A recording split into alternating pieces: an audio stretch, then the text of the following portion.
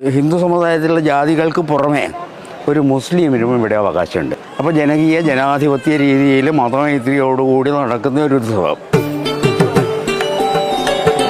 ഇത്രയൊക്കെയാണ്.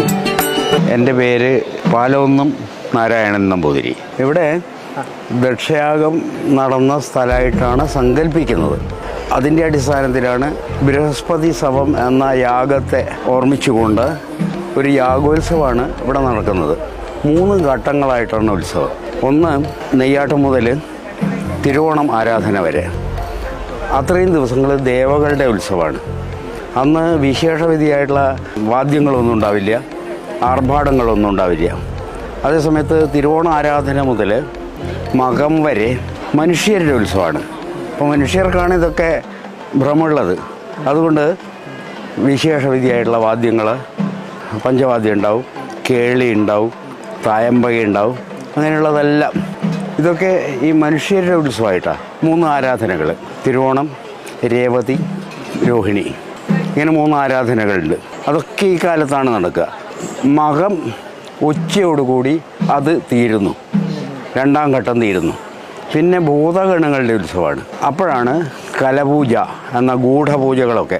രാത്രി ആരും പുറത്തിറങ്ങാൻ പാടില്ല, എല്ലാവരും കയ്യാലയിൽ തന്നെ ഒതുങ്ങിയിരിക്കണം, അടച്ചിരിക്കണം എന്നൊക്കെ പറയും. അനൗൺസ്മെൻ്റൊക്കെ ഉണ്ടാവും. ഒരാളും പുറത്തിറങ്ങാൻ പാടില്ല, അവിടെ ഡ്യൂട്ടി ഉള്ളവർ മാത്രമേ പോകാൻ പാടുള്ളൂ. ദേവകളുടെ ഉത്സവം, മനുഷ്യരുടെ ഉത്സവം, ഭൂതഗണങ്ങളുടെ ഉത്സവം. 3 ഘട്ടങ്ങളായിട്ടാണ് ഇവിടെ ഉത്സവം നടക്കുന്നത്. ഈ ഉത്സവത്തിന് പേര് സാധാരണ പറയുക വൈശാഖ മഹോത്സവം എന്നാണ്. പക്ഷേ വൈശാഖ മാസത്തിനല്ല പ്രാധാന്യം. അതുകൊണ്ടല്ല ആ പേര് വന്നത്. വിശാഖം നക്ഷത്രത്തെ അടിസ്ഥാനപ്പെടുത്തിയാണ്. അതായത് ഭണ്ഡാര എഴുന്നള്ളത്ത് വിശാഖം നക്ഷത്രം ഒരു പ്രത്യേക രാശിക്ക് തട്ടുന്ന ദിവസമാണ്. ഒരു ദിവസം ഇന്നത് എന്ന് കണക്കാക്കുന്നത് ഈ വിശാഖ നക്ഷത്രത്തെ അടിസ്ഥാനപ്പെടുത്തിയാണ്.